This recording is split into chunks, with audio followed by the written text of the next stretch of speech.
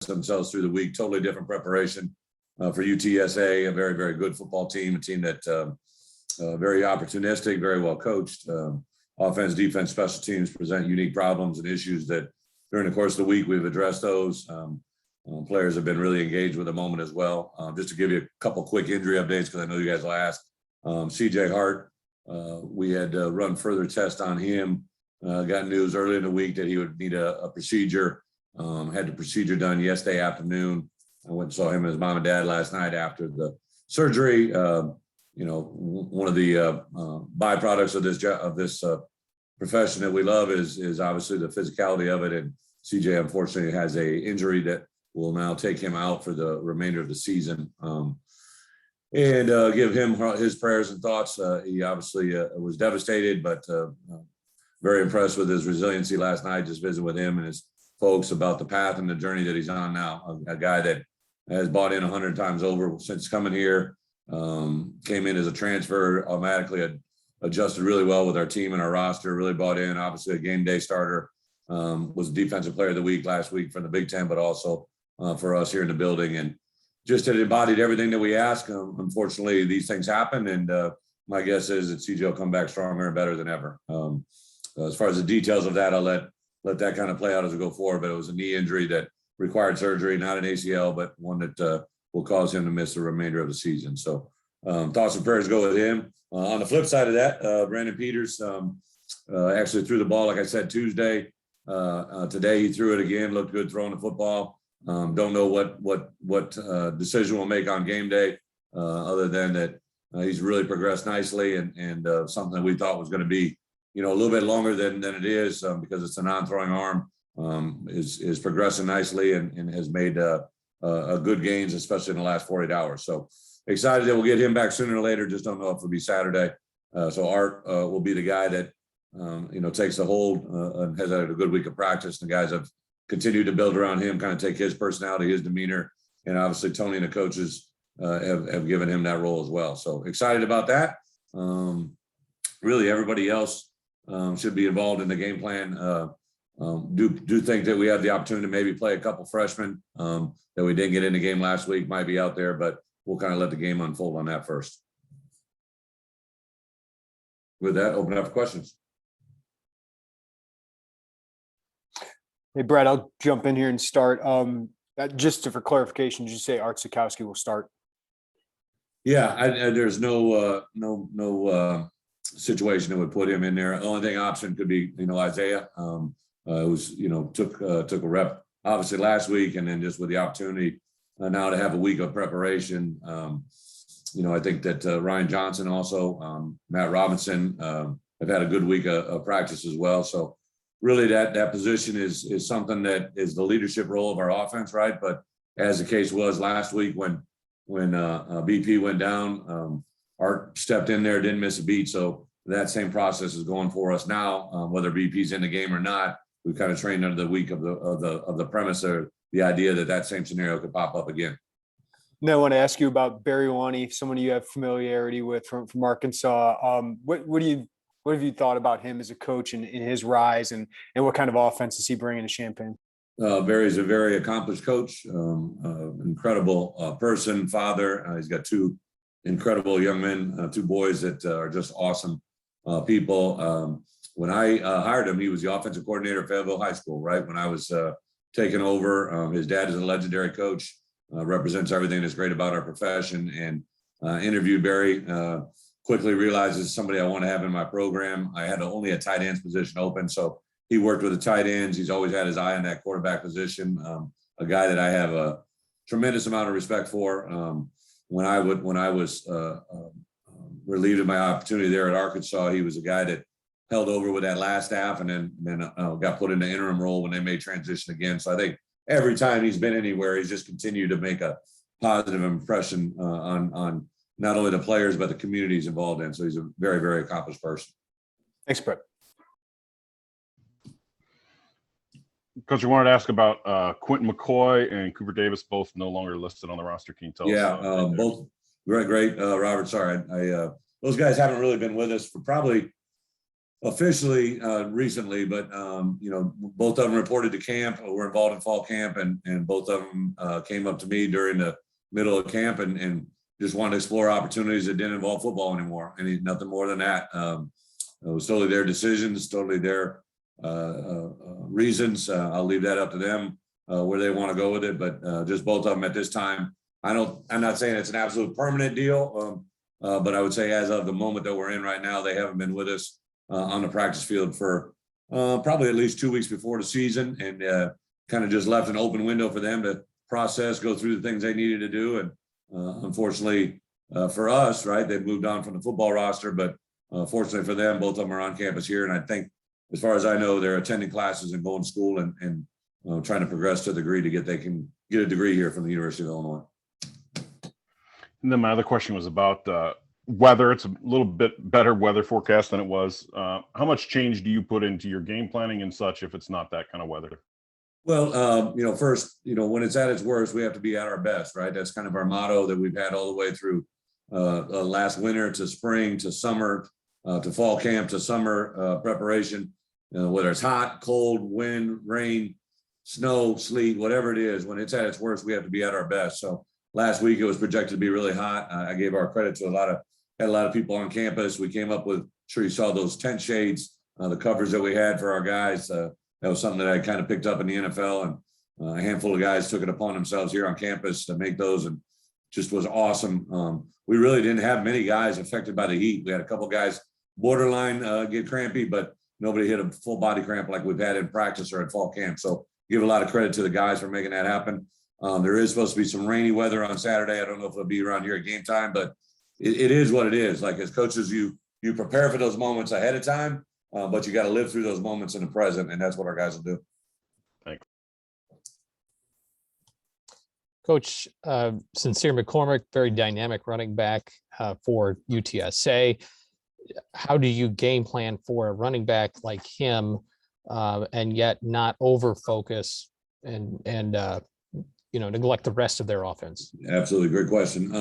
A very dynamic player. When you pop on the film, he jumps out for a variety of different reasons. He's got power, he's got balance, he's got strength, he's got a burst, has the ability to take the ball inside or outside. They do some very unique things in their run game with some counter OTs and then traditional quarterback run game. I think, they've had some quarterback rotation through there, but any quarterback they've had in there has been dynamic. It doesn't matter who was playing, the ability to throw the football, run the football. So that, coupled with a running back and then an offensive line that has a lot of experience, they're a very, very tall challenge for us on Saturday. I think it's something the guys are wired into.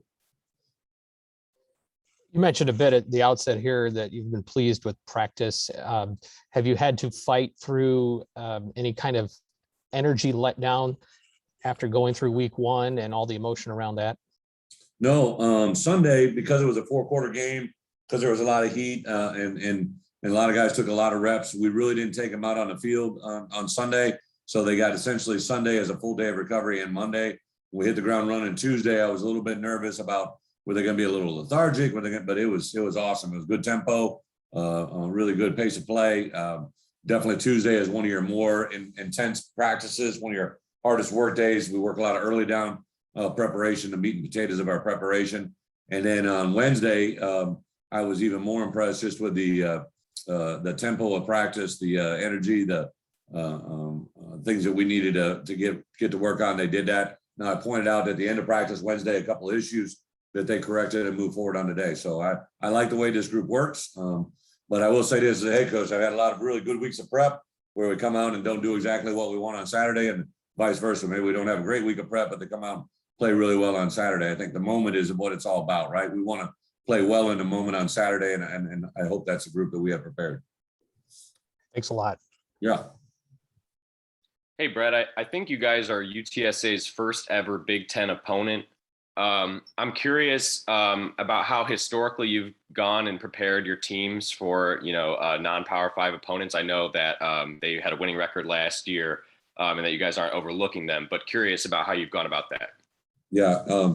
Just because one of the things as a head coach you have to be cognizant of is what are your players hearing, right? They interview with you guys, they talk to their parents, they sit with class people in their classes, they they hear social media banter, right? UTSA is a football team last year that went 7-5 and could have easily had three more wins and been a 10-2 or even better football team. They competed with BYU down to the nail. BYU, obviously a good football team last year. They returned 21 of 22 offensive defensive starters. Their kicking game is very opportunistic. They got really good, quick, fast special teams players, as well as a couple physical guys. The return game is special. So they execute some things on film that is all coaching, right? They're good players. They're put in the right position, but the coaches have prepared them very, very well. Just different little tasks that I see on special teams that you realize don't just happen by chance. Their coaches have put that in them, game planned them, and put that out. I tell our players all the time, right? Respect all, fear none, right? And we're definitely going to respect everybody that we walk into that stadium, whether it's home or away. It really doesn't matter about any teams of the past or in the future. It's about those two teams in the stadium that day. That's all that matters. Brett, I want to know, is there any uniqueness to preparing for a quarterback that's a lefty? Yeah, there is. We talk about that. We actually have a quarterback that can throw left, right, and obviously point repeatedly on film. Now, this guy is a very unique animal in the fact that he is, when you have a left-handed quarterback, it's been my experience that they become very left-handed dominant as a team, right? It just take the exact opposite what you see with a right-handed, but he's ambidextrous. He really has the ability to go both right and left, throw the ball effectively. He can run anywhere. Very headsy player. He's had a lot of experience, even though some of those years have been cut short with injuries. His experience factor is through the roof, and very much going to have our guys locked into just a simple thing like mirror hand and doing certain things to take away their throwing hand is a big deal. Thank you. Yep. Hey, Brett, I'm just curious. I know all camp we've talked about the depth behind your two starters as linebackers. Are you still comfortable with what you have in Tariq and Kaylon to step in for CJ? Yeah, it was really awesome for a variety of different reasons to have the coaching moment or the teaching moment of Art Sikowski, right? So everybody understood when a backup quarterback comes in the game, the whole world knows it, right? But it's of equal value and magnitude now that CJ Hart, who started last week and played really well for us at the will linebacker, is not going to be there. So it's going to be a little bit by committee, but I think Tariq Barnes by far has had a really, really good last 2 or 3 weeks of camp. Kaylon Tolson, Alec McCarron, there's a variety of guys that will be filling into that spot that I'm very, very excited to see play. And, even though the situation comes about in an unfortunate way, it's something that they have to take as a positive and the opportunity that they're going to get. And then I wanted to ask you about Aaron Henry and the way that he kind of blends instilling confidence in his cornerbacks, but also finding ways to make sure there's still teaching moments. I guess, what have you just kind of observed about him as a coach? You've obviously known him for a long time. Yeah. Really an interesting point, right? Like, I literally have known Aaron since he's 16 years old, and to see the progression that he's made as a coach. And I really enjoy sitting back and watching and hearing him coach because he is up in their grill. He is up in them, and he's, very, very coaching friendly. But he makes his points. But on the same account, he's going to put his arm around them and love them up, and knows the things that they go through because it wasn't too long ago he was going through those same things. But he's just mature beyond his years. He does have the gift. I always kind of say that there's some guys that just have a presence factor that you can't really coach it or teach it. They just have it. And Aaron has that gift. He's going to be an accomplished coordinator. He'll be an accomplished head coach at some point in his career. Just he's got that ability to see through the moment that he's in. And I think to coach corners, especially because you don't want to, berate them after a failed play because then they're about ready to have another one. You got to coach them out of the moment they're in and give them confidence. And I think he does that very, very well. Thank you, Brett. Hey, Coach, I obviously don't really know the specifics of Brandon's injury, but Marquez Beeson came back quicker than what you expected with a soft tissue thing. And it sounds like Brandon's kind of progressing a little bit quicker than you maybe originally expected as well. How much has Tank's influence or Tank's kind of soft tissue work in the weight room and in the training room kind of maybe expedited the health and returns of some of these injured guys, in your opinion?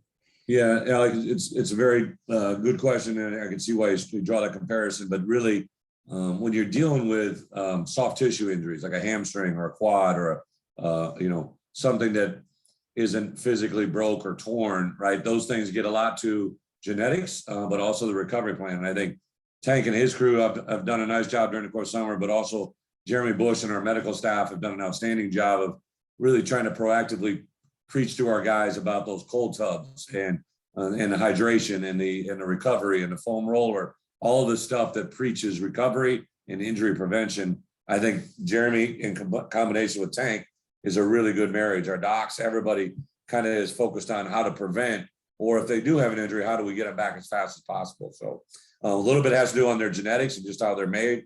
A little bit has to do on their recovery plan, but a lot of it has to do with on just really the dynamic of the injury. So you can kind of hurry back from some of those if your body recovers quickly, but an injury like CJ has that involves surgery, those things are usually pretty clear cut. Thanks, Coach. Appreciate it. Good. Thank you, guys. Thank you. You guys have a great week.